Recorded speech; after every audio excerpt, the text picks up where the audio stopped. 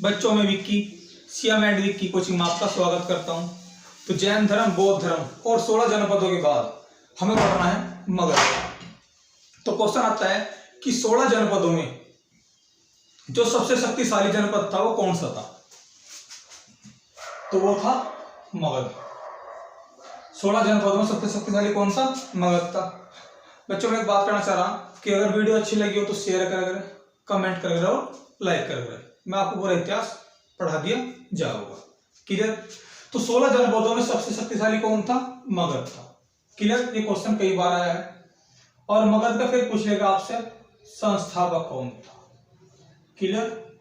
ये क्वेश्चन कई बार आया है। तो संस्थापक था बृहदत्त। बृहदत्त संस्थापक था। क्लियर? फिर पूछेगा मगध की राजधानी क्या थी? मगध की राजधानी क्या थी? तो राजधानी गिरिवृष थी। गिरिवृष थी, या इसका दूसरा नाम है राजगृह, या कह सकते हो राजगृह। ऑप्शन में एक ही होगा, या तो गिरिवृष होगा या राजगृह होगा। तो अब जो मगध था, इस मगध पे सबसे पहले किस वंश की नींव पड़ी? मगध पे सबसे पहले किस वंश की नींव पड़ी? तो अब मैं बात कर रहा हूं सबसे पहले हर्यक वंश की नींव पड़ी। किस वंश की नींव पड़ी थी? हर्यक वंश की।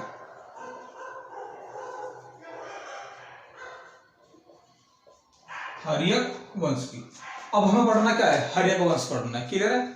तो मगध में सबसे पहले जो नींव पड़ी थी वो हर्यक वंश की पड़ी थी। किस वंश की पड़ी थी? हर्यक वंश की पड़ी थी। तो हमें क्या पढ़ना है? हर्यक वंश पढ़ना है। कौन सा वंश? हर्यक वंश पढ़ना है। हर्यक वंश के बाद पढ़ना है शिशुनाग वंश। शिशुनाग वंश के बाद पढ़ना है नंद वंश। नंद वंश के बाद पढ़ना है मौर्य वंश। लेकिन नंद वंश और मौर्य वंश के बीच में आता है सिकंदर। क्लियर इस बात को लेके? तो अब पूछ लेगा हर्यक वंश का संस्थापक कौन है? तो जो इसका संस्थापक है बिंबिसार है। कौन है इसका आंसर? बिंबिसार है। बहुत बार क्वेश्चन आया है कि हर्यक वंश का संस्थापक कौन है? बिंबिसार है। बिंबिसार का उपनाम पूछेगा तो स्वरोणिक इसका नाम होगा। क्या है इसका उपनाम? स्वरोणिक। क्लियर है? राजधानी क्या बनाई? हर्यक वंश की राजधानी क्या थी? हर्यक वंश की जो राजधानी थी तो वही आंसर है भैया गिरिवृष। और गिरिवृष जो ऑप्शन में ना होगा तो दूसरा नाम है इसका राजगृह। क्लियर है? तो राजधानी क्या थी? गिरिवृष थी और राजगृह थी। क्लियर? और ये जो बिंबिसार है, बिंबिसार का राजवैद्य कौन था? बिंबिसार का राजवैद्य कौन था? जीवक था। कौन था? जीवक था। क्लियर? ये बड़ा खास क्वेश्चन है कि राजवैद्य कौन था? जीवक था। क्लियर? बिंबिसार। तो क्वेश्चन आता है कि मैं लिख रहा हूं यहां अवंती के राजा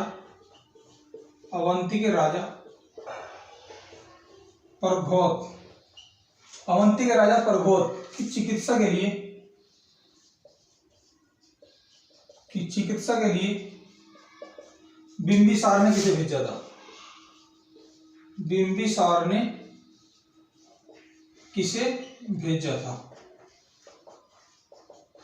क्लियर है? तो आंसर होगा जीवक को। किसको भेजा था? जीवक को भेजा था। तो बिंबिसार ने अवंती के राजा प्रघोत की चिकित्सा के लिए किसको भेजा था? भैया राजवैद्य जीवक को भेजा था।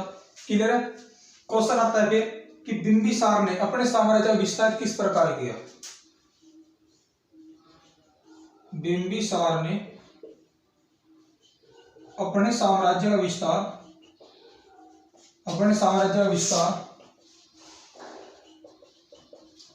किस प्रकार किया? तो वैवाहिक संबंध स्थापित कर गए। वैवाहिक संबंध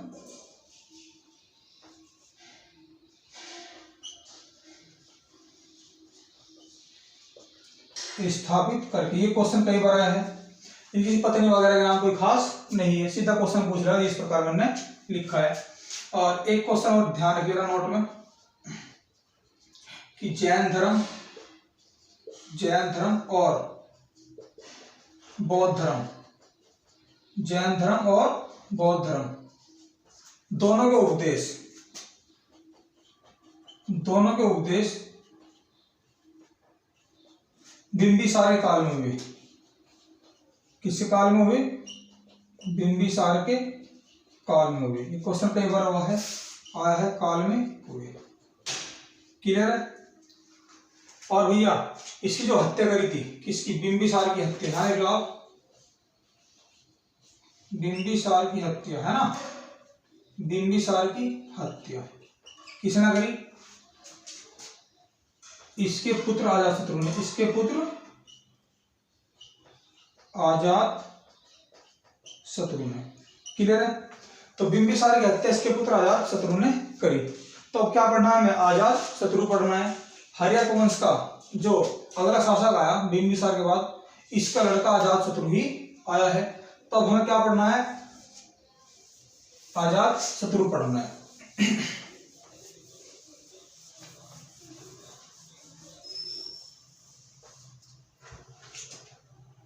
तो शुरुआत करते हैं अजातशत्रु की। क्लियर है? इसका उपनाम क्या है? इसका उपनाम है कुणिक, और यह कहते हैं उसके पितहंता, पितृहंता, क्योंकि इसने अपने पिता की हत्या करी थी। इसको बोलते हैं पितहंता या कुणिक। ये बड़े फेमस नाम है इसके और इम्पोर्टेंट नाम है। क्लियर है? और पूछते हैं कि युद्ध में अजातशत्रु युद्ध में किस शस्त्र का प्रयोग करता था? किस शस्त्र का प्रयोग करता था? तो आंसर आएगा रथ मूसल। और दूसरा जो शस्त्र था उसका नाम था महाशिला कंठक।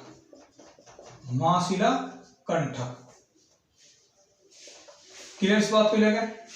अब इस बात को जरूर ध्यान रखोगे कि युद्ध में दो शस्त्र थे इसके पास, रथ मूसल और महाशिला कंठक। इन शस्त्र का प्रयोग करता था। और मैं आपको बता दूं कि इसके समय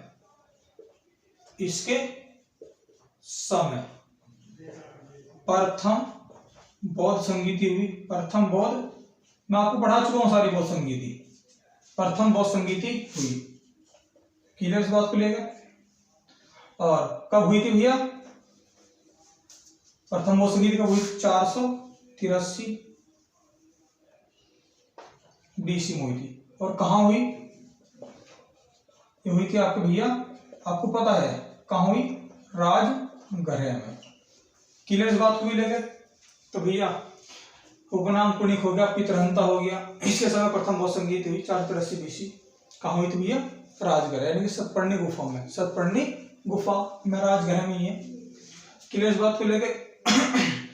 अध्यक्ष मैंने आपको बताया था कि महाकश्यप था। तो अब ये क्या हुआ? इसकी हत्या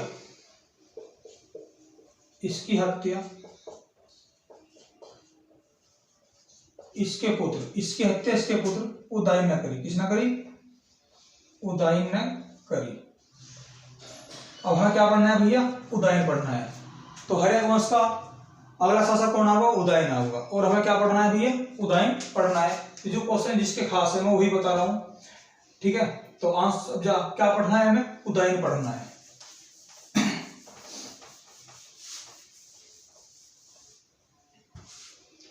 तो हेडिंग लिख ली हमने उदयन। क्लियर इस बात को लेकर? तो अब इसने किसकी हत्या करी भैया?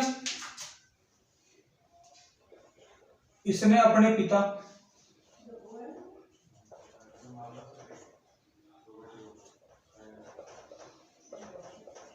अजातशत्रु की क्या करी? हत्या करी और गद्दी पर बैठ गया।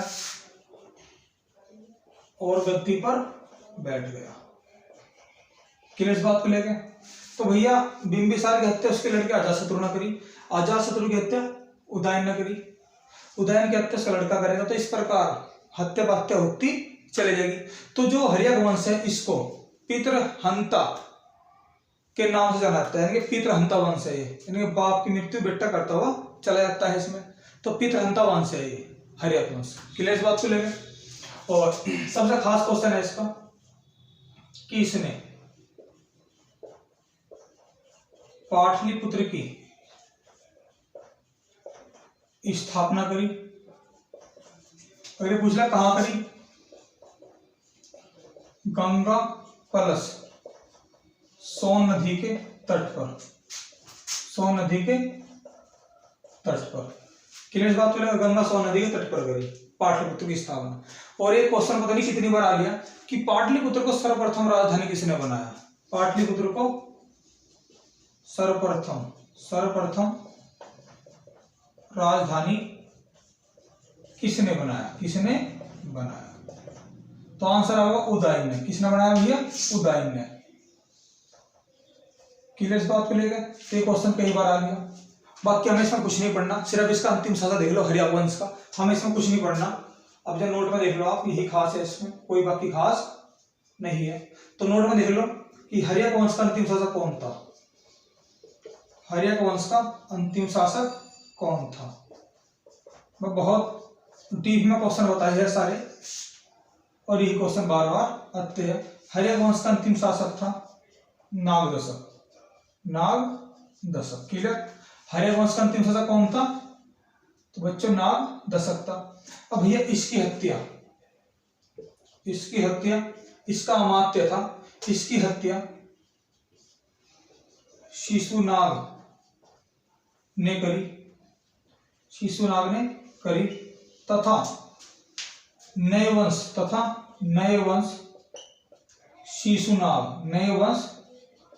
शिशुनाग की स्थापना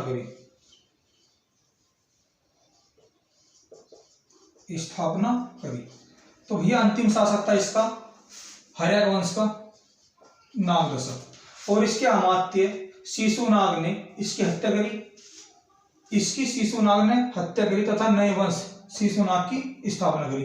तो अगला वंश क्या पढ़ना है हमें, शिशुनाग वंश पढ़ना है। तो अब शुरुआत करते हैं शिशुनाग वंश की। तो हर्यक वंश के बाद आता है शिशुनाग वंश। तो शुरुआत करते हैं किसकी भैया, शिशुनाग वंश की।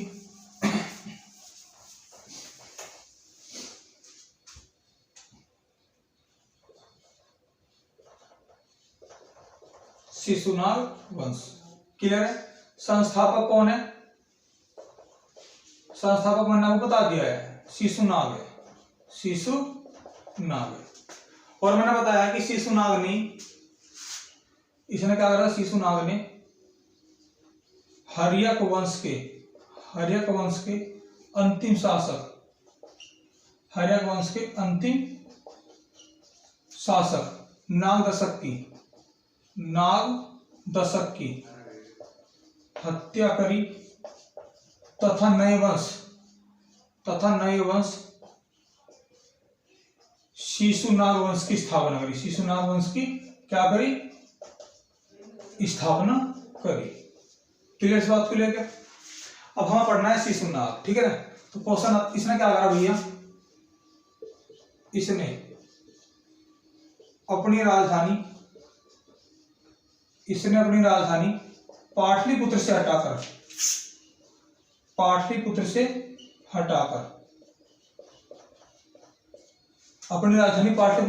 क्या बनाई, वैशाली बनाई।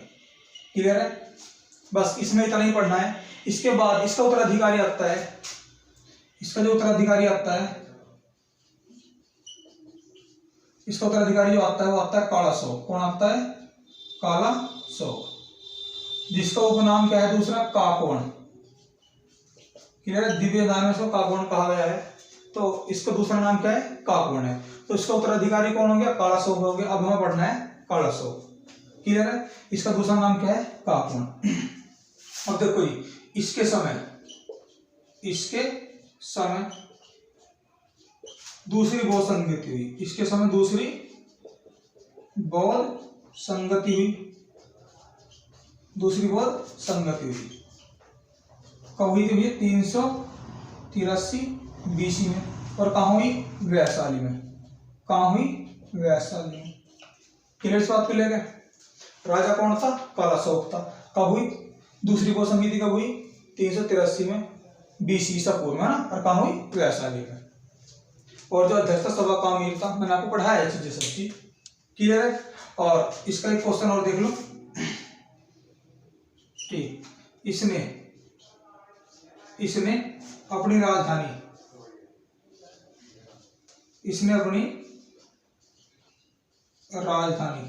वैशाली से हटाकर, इसने क्या करा भैया, देखो इसने तो पाटलिपुत्र बनाई वैशाली, और इसने क्या करा, इसने अपनी राजधानी वैशाली से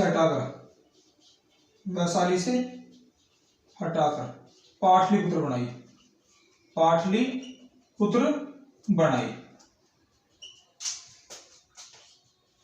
क्लियर बात को लेके। अब इसके बाद सीधा हम पढ़ेंगे इसका अंतिम शासक, इनमें यही खास है। इसके बाद क्या पढ़ेंगे, अंतिम शासक। तो अंतिम शासक कौन था, नंदी वर्धन था।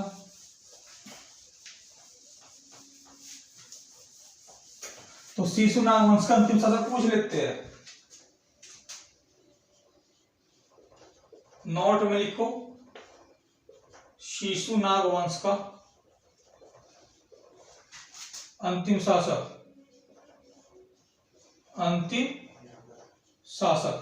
कौन था भैया, नंदीवर्धन था।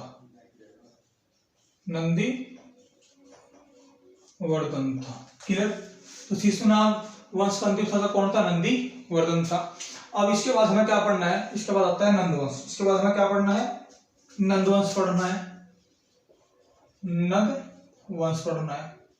क्लियर। इस बात को लेकर क्या पढ़ना है हमें, नंदवंश। तो भारतीय इतिहास का पहला शूद्रवंश, कहते हैं नंदवंश को। क्लियर। तो पहला शूद्रवंश, पहला कैसा था, शूद्रवंश था। क्लियर है। अब इसका आपसे पूछ रहा है संस्थापक कौन था। इसका संस्थापक था महापद्म नंद। संस्थापक कौन है इसका, महापद्म नंद है। बहुत इंपॉर्टेंट क्वेश्चन है भाई। अब इसकी उपाधि देख लो जरा, कौन कौन सी थी उपाधि। तो इसने क्षत्रियों का विनाश करने के लिए जो उपाधि ली थी, कौन कौन सी ली थी, किसके, क्योंकि क्षत्रियों से चिढ़ता था, ठीक है ना। तो क्षत्रियों के विनाश के लिए उपाधि कौन कौन सी ली थी, सर्व छत्रात्मक, दूसरी ली थी परशुराम की, कौन सी, परशुराम की। और परशुराम को क्या बोलते हैं, भार्गव, कह सकते हो आप परशुराम की या भार्गव की। किस लिए ली थी, क्षत्रियों के विनाश के लिए। किस लिए, क्षत्रियों के विनाश के लिए। कोई दिक्कत तो नहीं। और मैं आपको बता दूं कि देखो, एक कलिंग राजा था, कलिंग नरेश था, जिसका नाम था खारवेल। एक कलिंग राजा है जिसका नाम है खारवेल। इसका एक अभी शिलालेख है, इसका एक क्या है, शिलालेख है, जिसका नाम है हाथी गुफा लेख। जिसका क्या नाम है, हाथी गुफा लेख। तो कई बार क्वेश्चन आता है कि हाथी गुफा लेख का संबंध किससे है, तो खारवेल से, हाथी गुफा लेख। क्लियर है। ये सीधा पूछ लेगा खारवेल कहाँ का शासक था, कलिंग का था। क्लियर इस बात को लेकर। तो इसमें क्या लिखा है, इसमें लिखा है कि महापद्म नंद ने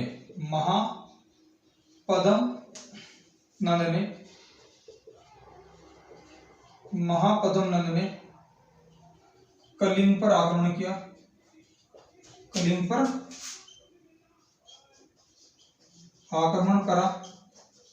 तथा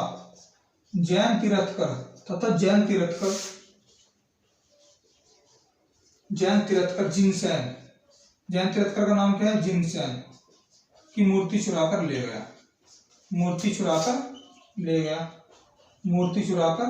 गया। यानी कि इसका मतलब क्या है, कहना क्या चाहता है यहाँ कि देखो, महापद्म नंद ने कलिंग पर आक्रमण करा तथा जैन तीर्थकर जिनसेन की मूर्ति चुरा कर ले गया। तो ये कहना मतलब है कि मूर्ति चुरा कर क्यों ले गया भाई, ये तो राजा था। देखो जी, अगर आपसे पूछा खारवेल कहाँ का शासक, कलिंग का, हाथी गुफा लेख का संबंध किससे है, खारवेल में। तो इस गुफा लेख में क्या बताया है कि हाथी गुफा लेख में क्या बताया है कि महापद्म नंद ने कलिंग पर आक्रमण करा तथा जैन तीर्थकर जिनसेन की मूर्ति चुरा के ले गया। तो मूर्ति चुरा के इसलिए ले गया, बताया जाता है कि संभवतः अंदाजा लगाया जाता है, क्या अंदाजा लगाया जाता है कि मूर्ति चुराने का कारण क्या है। या तो यह सोने की मूर्ति थी, या तो यह सोने की मूर्ति थी इसलिए ले गया, ठीक है नहीं, या तो सोने की मूर्ति थी इसलिए ले गया, ठा गए, या संभवतः यह जैन धर्म को मानता था इसलिए ले गया। यानी कि दो ही कारण हो सकते हैं मूर्ति चुराने के, या तो सोने की इसलिए ले गया, भाई सोने की मूर्ति ले जाओ इसे, या फिर दूसरा कारण क्या है कि संभवतः है जैन धर्म का था इसलिए ले गया, या संभवतः यह है जैन धर्म को मानता था, जैन धर्म को मानता था इसलिए लिए गया, इसलिए लेकर गया। समझ में आया था ना, तो इसलिए लेकर गया आया, तो कोई इस बात को कोई दिक्कत, तो इसका उत्तराधिकारी पढ़ते हैं, फिर इसका उत्तराधिकारी होगा घनानंद। इसका उत्तराधिकारी कौन होगा बच्चा? घनानंद, क्लियर है? तो इसका उत्तराधिकारी कौन होगा भाई? तो घनानंद होगा। तो पढ़ते हैं हम घनानंद। तो और घनानंद के बाद भैया आपको मौर्य वंश होगा, फिर बीच में सिकंदर आता है। तो क्वेश्चन आता है, अब बात करेंगे इसका उत्तराधिकारी कौन आ गया? घनानंद आ गया। भाई साहब भी बड़ा क्रूर था, ठीक है ना, ये इतना क्रूर था कि जनता से बड़ी परेशान थी, क्योंकि ये लोगों को कोड़े मारता था, बार बार टैक्स लेता था, किसी ने आज टैक्स दे दिया 4 दिन बाद लेता था। अगर लोग कहते थे कि हमने तो टैक्स दे दिया, कह रहे अरे हमारी मर्जी, हम कितने बड़े टैक्स ले, हम यहाँ के राजा है। तो मतलब बहुत क्रूर था, बहुत मतलब कह सकते हो आप इस बात को, ठीक है। तो क्वेश्चन क्या बनता है कि इसको किस नाम से जाना जाता है? इसको किस नाम से जाना जाता है? तो भैया इसको किस नाम से जाना जाता है? अग्रमीज,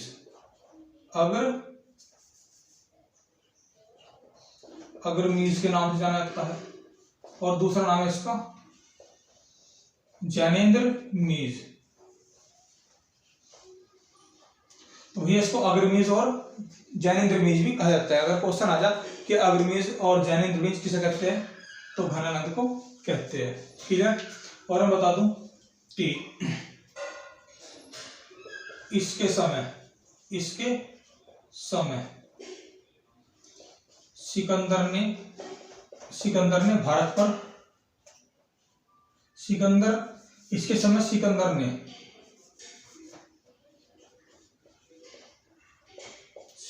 ने भारत पर आक्रमण करा। तो क्वेश्चन पूछ लेते हैं कि भैया जब सिकंदर ने भारत पर आक्रमण करा उस समय भारत का शासक कौन था? तो घनानंद था। या उस समय कौन सा वंश चल रहा था? नंद वंश चल रहा था, क्लियर है। तो या मगध पे किसका राज था? या मगध पे किसका राज था? क्योंकि मगध पे तो था, क्योंकि मगध पर हरिवंश पड़ा, हरिवंश के बाद मगध पे शिशुनाग वंश आया, शिशुनाग वंश के बाद नंद वंश आया। तो क्वेश्चन आता है कि जब सिकंदर ने भारत पर आक्रमण करा तो उस समय राजा कौन था, या भारत का शासक कौन था? तो घनानंद था। या मगध का शासक उस समय कौन था? तो कौन था? घनानंद था। क्लियर इस बात को लेकर। और इसकी हत्या मौर्य वंश के संस्थापक चंद्रगुप्त ने करी। क्लियर है। और जब चंद्रगुप्त ने करी तब कौन सा वंश होगा? यह होगा आपका मौर्य वंश, क्लियर है। अब पढ़ाओगे मौर्य वंश। और मैं आपको बता दूं, अगर आपसे कह भी दे कि नंद वंश का अंतिम शासक कौन है, तो ये घनानंद है। और कह सकते हो आप नंद वंश का अंतिम शासक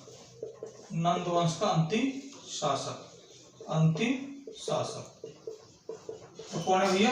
ये आपको घनानंद है। तो पढ़ेंगे हम, इसके बाद मौर्य वंश आता है, लेकिन हम बीच में आ जाएगा सिकंदर। तो पहले सिकंदर पढ़ेंगे, फिर मौर्य वंश पढ़ेंगे। मौर्य वंश में हम आपको, ठीक है नहीं, क्या क्या पढ़ाओगे हम? चंद्रगुप्त मौर्य, बिंदुसार और अशोक पढ़ाओगे आपको, ठीक है। तो बच्चों आज के इतना काफी है। वीडियो अच्छी लगे तो कमेंट करें, लाइक करें और शेयर करें।